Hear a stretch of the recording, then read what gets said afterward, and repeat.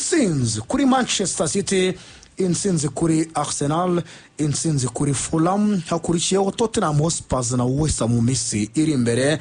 Reka nifashishe iri jambo wenda ufite uburyo urubuze kubyinjira muri Regan. Iyi ni Manchester United nshya. Yego cyangwa oya kubera iki? Yego yaba nshya. Yego kubera yuko ikintu cya mbere cyahindutsemo abongereza bakita cynicism. Cynicism no kugira belief cyangwa se kugira ukwizera gushya ariko ibintu kabikora wumva ko ari ibintu byawe. Cyo ni ikintu gikomeye cyane. Sinzi niba uri kubona twakunda ibintu ubona byarangiye ariko umuntu akagira ikintu kimeze nk'ayandi mavuta mashya, akagira izindi mbaraga nshya, izo mbaraga afite ariko zikamuha ibyo byiyumvo byuko ashobora gukora ibintu bigakunda. Ibyo bintu rero kumva ko ari ibyawe, iyo self belief ariko ituma ibintu wumva ubyo uninze, wumva koko ubifite mu biganza, icyo nicyo bita kugira cynicism. Cynicism rero ni ikintu Manchester United yongeye kugira, ni incarnation, ni nka spirit ivutse muri bo, ibavukamo ije kubabwira ngo nimugerageze twongere tumere kwa kundi. Motivation rero icyo gihe ibiguturukamo wowe ubwawe.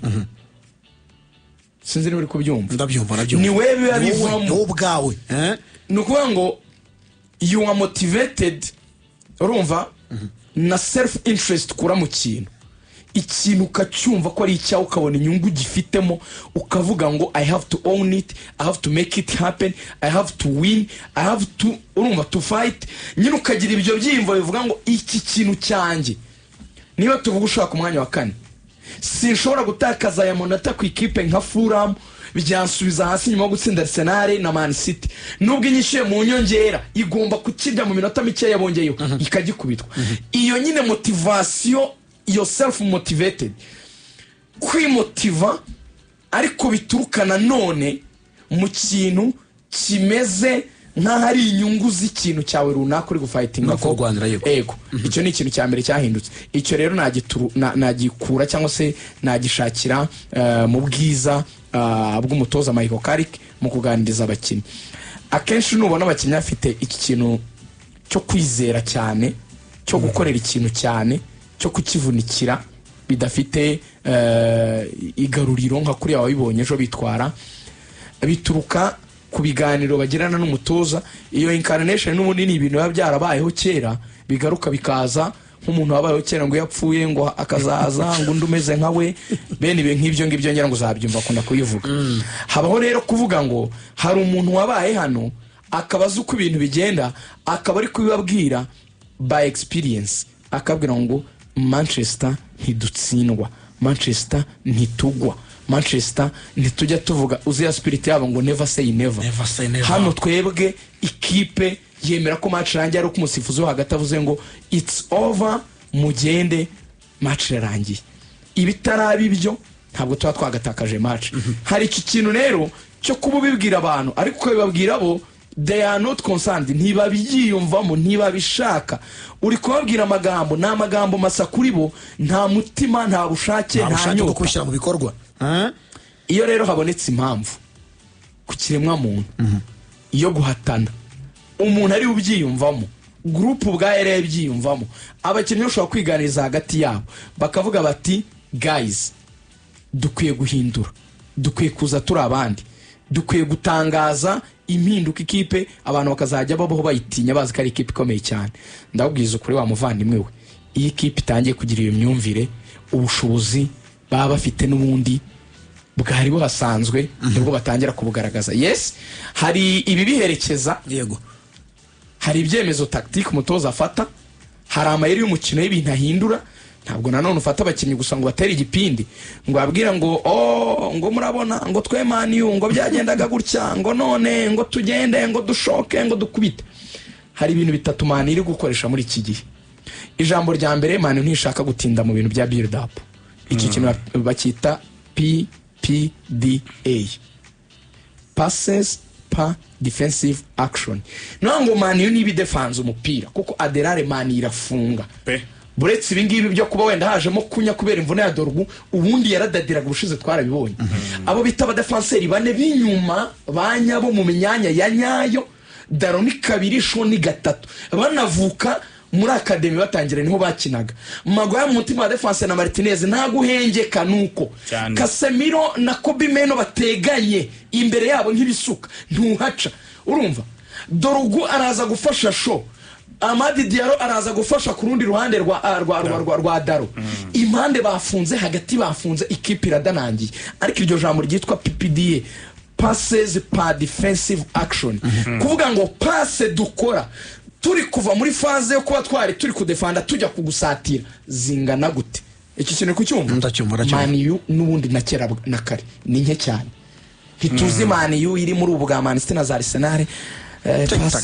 harakantu bari kuvuga cyane ndi gukunda abakomentata tushe nkenye gusa Bruno kunya Bruno nuko ikubita kunya Bruno ngo yubakira nko hagati udupase duke cyane igasa nigukuriye kuko draginga gusa kugira ngo uve inyuma ugize usiga umwanya gato siniri uri kwibona kwa kundi ugitekereza kuva muri za inyuma mwakoze kwa kundi organisation defensive mwayikoze ya setup yanyu gusa n'abatirimuka ngo muri kwegeraho bariri espace ntoya cyane ni bakaba yohereje ikabigiye mu bimbere sasa icya kabiri ijambo Michael Carrick yababwiye nta mikino myinshi dufite muri iyi sezo nta Carabao turimo nta FA turimo nta Champions League turi gukina dufite imikino ya champion gusa basigaye 14 yego yarababwiye ngo mufite igihe gihagije cyo kuruhuka be clinical nta kuremererwa n'amaguru ngo turarushye ngo turananiwe ngo twakoze ingendo izihe ntazo mu Bwongereza ni indege cyangwa ni train cyangwa ni bus ni hafi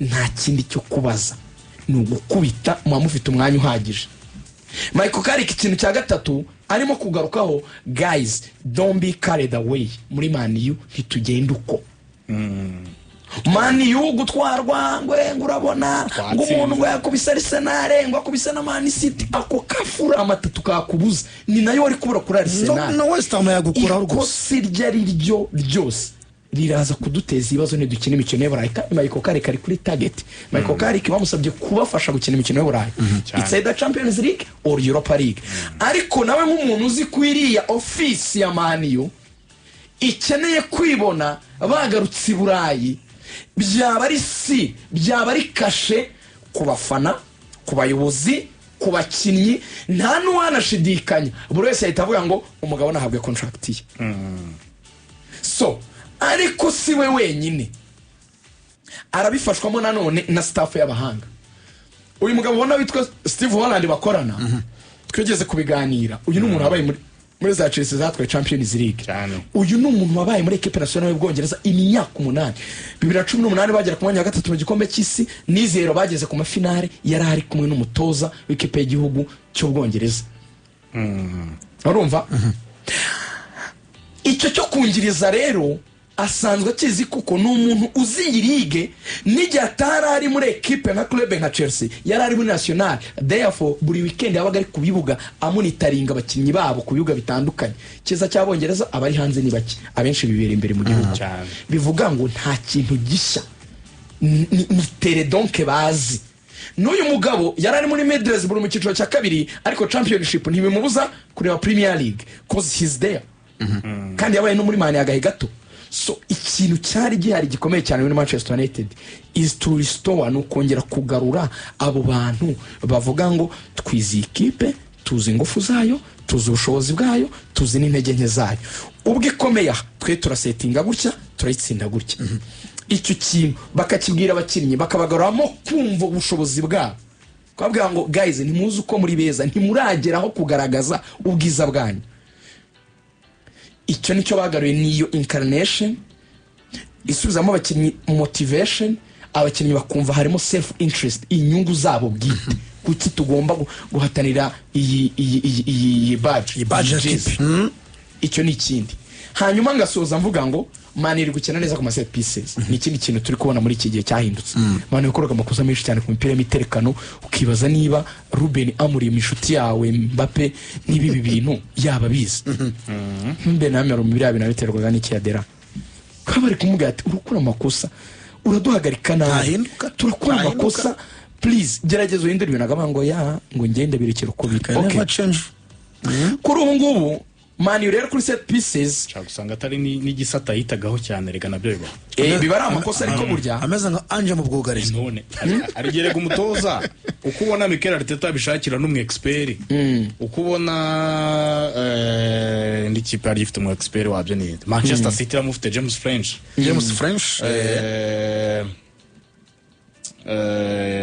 umwe muri Liverpool yaragiye Chelsea ramufite yitwa Bernardo Cueva umwe muri Liverpool yaragiye ejo bundi ni Briggs ibintu nk'ibyo numva yaragiye ariko no muri Man U bamugira umunyaswede n'umukira kanze murebe neza cyane ahubwo yaramugiraga ariko uwo mugabo ntabwo yagiraga ijambo nizo nshingano bari barazumukuyeho Liverpool ni Aaron Briggs ndabwibutsa Aaron Briggs Ruben Amorim yarabihaye undi ariko nzi ko ejo bundi muri staff technique nabonye muri Man U hari umugabo bahaye izo nshingano murebe neza rigana komeza uraza tubwira twunganya nabo gatoya rero aho bigaragarira Man U yari ya kabiri kuri set pieces imaze gutsinda ibitego 13 kuri 14 ku bwa Ruben Amorim ariko Casemiro ejo kongera guterekamo igitego muri bitatu kuri batsinze Fulham kuri dead ball nako umupira w'umuterekano igitego cya mbere cyiza rwose nubwo nabonye abantu bivugisha utuntu urumva bahise begera Arsenal bahita bagera 14 ni ukuvuga ngo nabo bahise bakora igitego cya 14 cy'umupira w'umuterekano bivuga ngo cya kintu excluding penalties hatarimo penalty cya kintu kiri gufasha muri iki gihe kuko nigeze kubona data zavugaga yuko ngo buriya ngo muri Premier League dead balls ngo zigira urarwa 13% ibitego mu bitego cyane urumva rero nakantu ugomba ku exploiter iyo uzi ko ufite abahungu bazima bashobora kubigufata so uko kwa Justin ako kantu nako nakantu keza bari kuvuga ngo muri modern fixation y'icyo bita set pieces coaches bari kuza nyine mu gukemura icyo kibazo mu kugifixa mu kugiha umurongo isi ya none umupira w'amaguru gusaba batoza ba set pieces imaze kuba one of the most important factor mu mukino yego kimaze kuba kimwe kuko reka nkubwire nutagitsinda we barakikurasa niko bigenda rwose urumva ko 12 nk'ibi Arsenal imaze kurasa icyo rero hazamo ibintu bitatu bavuze set pieces ari ubonera yuko muri iki gihe byabaye ibintu bya hatari the quality to deliver ninde uri kure kuri iyo baro ninde uri kuri izo kona ninde aho rero Bruno Fernandes arakubwira ati typically afite icyo bita precision urumva abafaransa bayita umvuko n'abafaransa bakabya ngo ni precision chirurgicale ibintu bya chirurgie urabizi chirurgicale precision chirurgicale no kuvuga ngo urabona aba bantu babaganye ntujya ku bitaro ko banatse muri chirurgie nabona cyane chirurgie hariya ni mu kubaga ngo iyo precision nk'iy'umuntu baga urabona nk'umuntu baga nk'ubwonko buriya kozi kosa akaziba nk'amazina y'ababyeyi agacije gato agahita akoramo amazina y'ababyeyi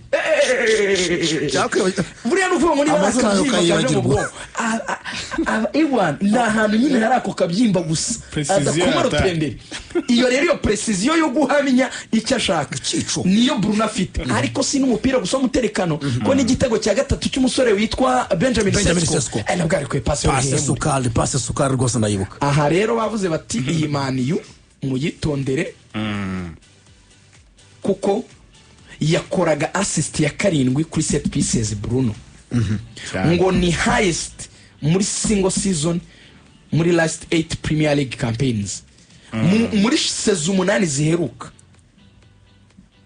niwe muntu ukoze kandi sezira cyari mbisi rega tanze pass 12 kugeza kuri seconda harimo 7 zivuye kuri set pieces 12 rwose kugeza kuri seconda so rero umuvandimwe yavuze ati ibi ni ukwitonda cyane yongera aramubwira ati you have the right to do that ibi bifite uburenganzira wabikora byo kuri imipira nk'iyo ngiyo y'uruhehemure uteza ibibazo dutsinda ibitego Man U rero njya nkavuga yuko rero nsoza ni utwo tuntu dutatu gusa ni mentalite yahindutse yego twagiye mu ijambo ryitwa cynicism twavuze ko ari incarnation, kugarura spirit, umwuka wari uhari mu bantu ukaba motive, ukabaha imbaraga, warangiza kubaha imbaraga nabo bakumva ko bagomba guhatana kugira ngo inyungu zabo cyangwa se ibyo baharanira bigerweho, ariko bawuninze icyo kintu. Urugero mu bagereki kera muri filozofiya, kankunyuze gato mu mateka, yego filozofi ni ikintu kijyanye n'imitekerereze ya Derari, nta kindi. Filozofi ni abantu batajya mu bintu imitekerereze muri rusange. N'ubu ngubu nuko twebwe wenda tutabikabirije cyane, ariko nabari abantu bagiye bavuga ngo ifuni ibagara ubushuti nakarenge, rega ni nk'ibyo abagereki bakoze.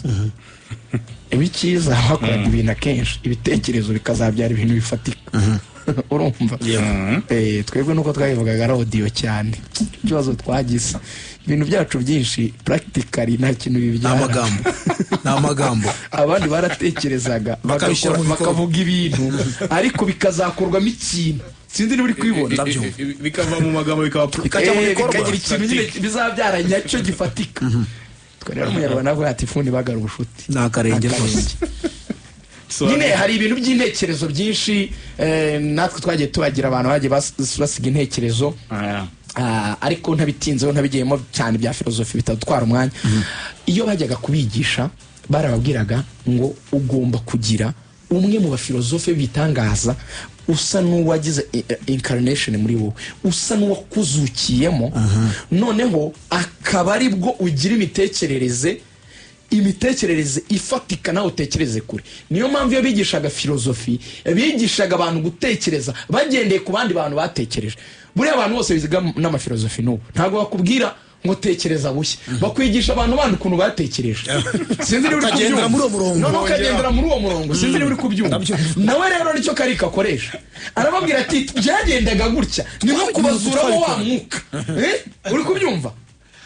Ni nko kubabwira ngo inzira ni uku nguku bigenda, ni nko kubashyiramo icyo kintu cy'imitekerereze, iyo gena ntekerezo kikagushepinga kikakujya mu bwonko, ariko kikujyamo iyo uri super motivated, wumva nyine ubishaka koko kubyiga, noneho kumva ko bigufitiye n'umumaro.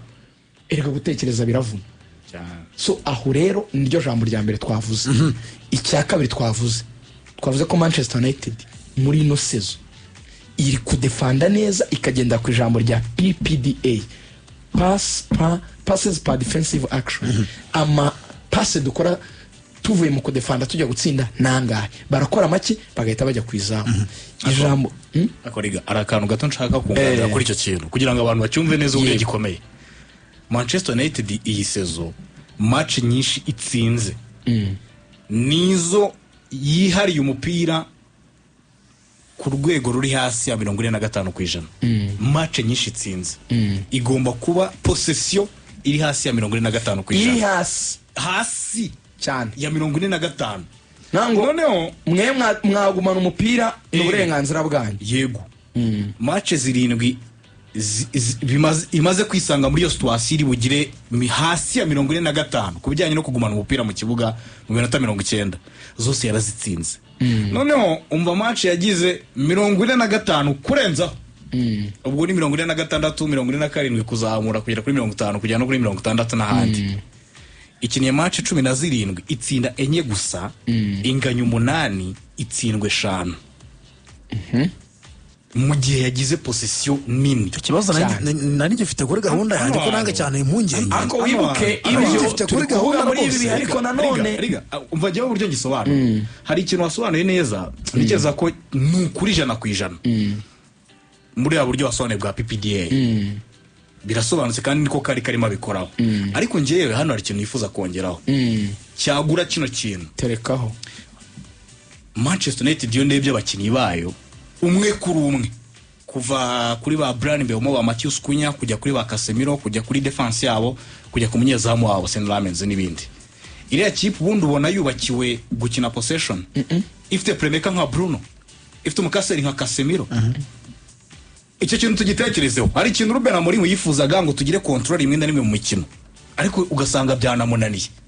Yazanye Bruno Fernandes ku 8, ngarifuza nyine ko bagira control, ko wareba iyo control mu buryo bwo kwisobanura uburyo ari Bruno wayitanga ari ku 8 aringaniye na Casemiro, tukabona icyo kintu ntabwo turimo tugishushanya neza. Ariko tekereza kuri ibi bintu, abakinnyi beza ba Maniyo ni abakinnyi beza possession wise, cyangwa ni abakinnyi beza mu ma quick counter attacks, ma counter attack yihuse. naho turi kubabona muri iyi minsi. Duhere kuri Mbeumo. Donatille muri Brentford yari umukinnyi ukora sprint nyinshi, sprint pace no gutsinda ibitego. Nicyo cyamugiraga mwiza muri Maniyo, ni katsinda ibitego. Nubwo niyo yakinnye ku ruhande uzarebe we akenshi iyo yakiriye baro ahita ashaka mediateri, ahita yiruka avuga ati yishyireho ngo duhurirayo ndamucenga kire mu izamu. Ariko ntago ari umukinnyi nyine ufata baro abanze azenguruke rimwe kabiri gatatu kane. Tujya kuri Matheus Cunha, niki cyatumye muri Wolves athriving, akora neza muri Wolves. Iriya kipe ya Gary O'Neil buri gihe yatsindaga ku ma counter attack, ntabwo yibuka. Wolves yakwamburaga umupira, Matheus Cunha akaba yawirukankanye akagenda akawugezayo, atawurekura kuri wa Wang Hee-chan Wakic akahita shot inyuma ya box. Nuko yatsindagamo.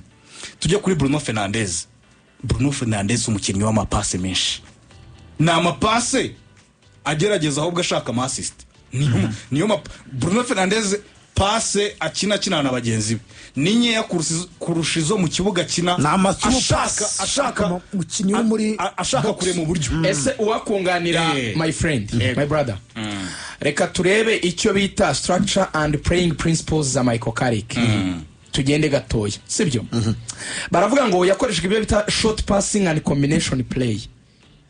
Passe ngufi no gukombina baherekanya ariko bari hagati. Barakubwira ngo muri build up mu gihe yari muri Middlesbrough yifuzaga yuko hagati mu kibuga abakinnyi bakora passe nkeya ariko ngufi. Urumva icyo bita short wall passes. Noneho bakamanipira the opposition press. Ni nko kuvuga ngo gupasanya passes, ubona ko akunda kubita baro ku rukuta igaruka. Yego. Nizo bita short wall passes. Short wall passes sinari uri kubyumva. Fata baro uri ndayiguhaye urayinsubije, reka ngubare nk'urukuta. Urakoze cyane wabyumvisha. Wowe nyine garuka uri kubibona. Fata baro hariya habe hari urukuta, uyikubita irakubita ku rukuta ikugaruka.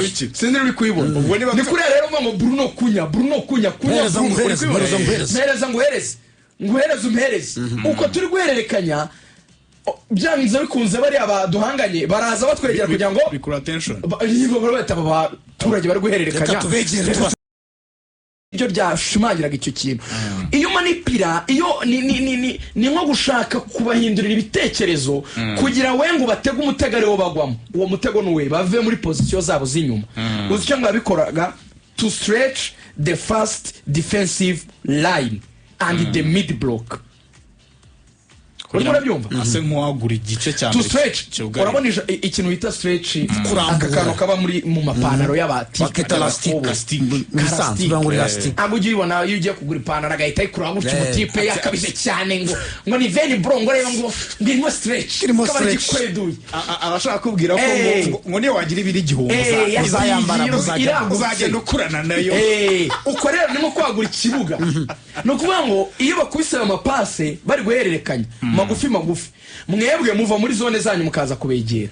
Abicyo bakora kuko muba muvuye muri zone zanyu bahita bagura ikibuga. Ni kwa kundi bakura baro Bruno bya bindi bavuga by'ama long pass ahita kuri transition niba bakiniraga ku ruhande wenda rw'iburyo yabona gusa muvuye muri position zanyu agahita ari kuri baro ndende swate yayicisha hagati cyangwa se kanayohereza ku rundi ruhande hirya. Navuga ngo uruhande twari turiho turubakuyeho ngo muruzeho mukihagera dusa tujugunya handi batari bitegura neza. Urumva icyo kintu ukuntu gihita giteza chaos muri equipe abahanganye witamu mwivanga mu mutwe. Icyo rero niryo banga rya mbere. Tutanabitinzeho icyo cyumvikanye umvaga principe kandi arakubwira ngo agomba kugira icyo bita numerical superiority in central areas. Akunda kugira umubare w'abakinnyi benshi hagati. Urugero rworoshye Adelari twasanze Maniyu ikinite ibifite byibura batanu hagati.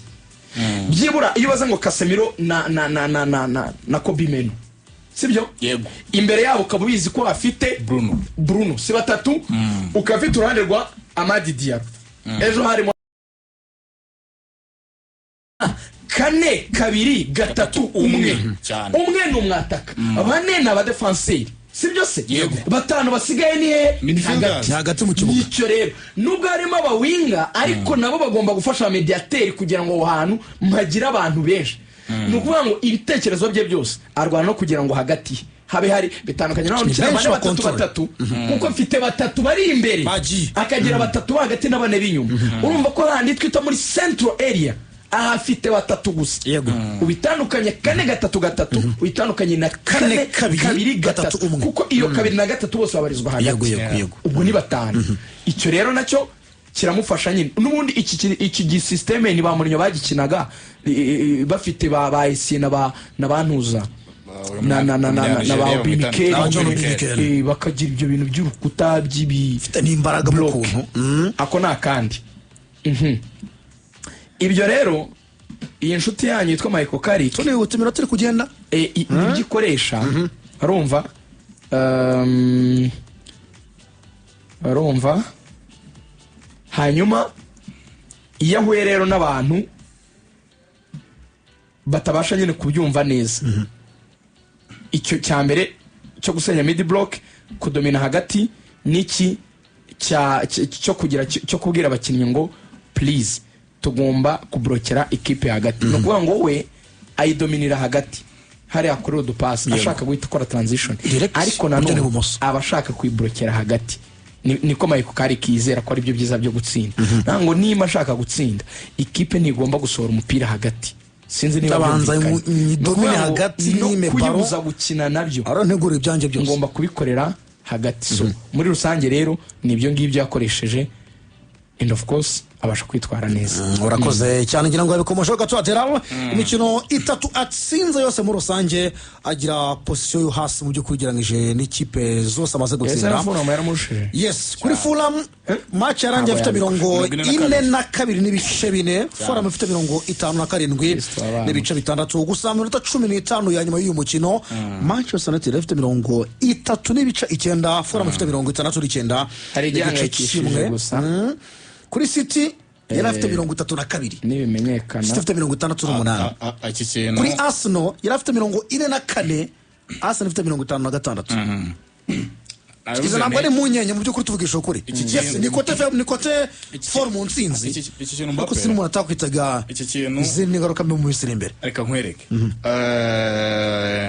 twavuze ko match zirindwi zose bagize hasi ya 45 bazitsinze izo bagize hejuru ya 45 ni match 17 batsinda enye gusa banganya 8 batsindwe 5 urumva ko ku kigereranyo iyo bari hasi ya 45 nibwo bagira umukino mwiza ariko ngiye hano nanasoza mvuga ngo Michael Carrick yize groupe ye neza amenya ikishoboye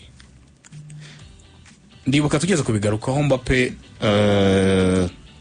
turimo tumukomoza harimo yinjira muri Man United zimwe muri principe yifuje kwinjirana yari yifuje kwinjirana principe ivuga gutya twarayisobanuye ngo ni icy'abakinnyi bashoboye kuruta ibyo badashoboye uribuka iryo jambo nikubwira ko yari arifite muri gahunda muri Man U yinjiramo yaravuze ati mfite amezi 5 yonyine kipe bampaye umukoro wo kugera mu equipe ane ya mbere kugira ngo tuzakine Champions League kumara imyaka 2 batayikina ntago byari washimishe we yaje avuga ati okay iyi kipe ntago ngiye kwita cyane kubyidashoboye ahubwo ngiye kwita cyane kubyishoboye buryo umwe mu batoza bitaga cyane kubyo umuntu ashoboye kuruta umwe mu batoza witaga cyane kugufasha umukinnyi kumenya ibyo adashoboye kuruta kwita ku cyo ashoboye ni Ruben Amorim nicyo yapfaga na Kobe Mainoo Kobe Mainoo yambwiye ati yes ndabona hari ibintu uzi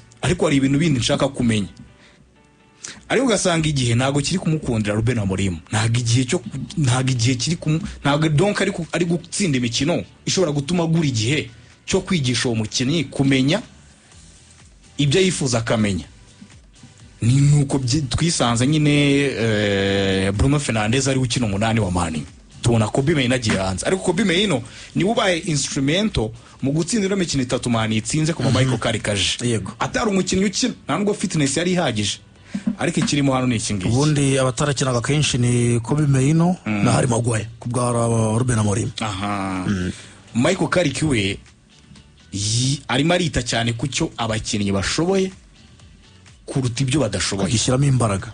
aravuga ati ibi bintu bashoboye nimbishyiramo ingufu kuruta ibindi turaza gutsinda imikino, turaza kugura igihe, dushobora gutsinda imikino ishobora no gutuma dunasoreza ku mwanya wa 4.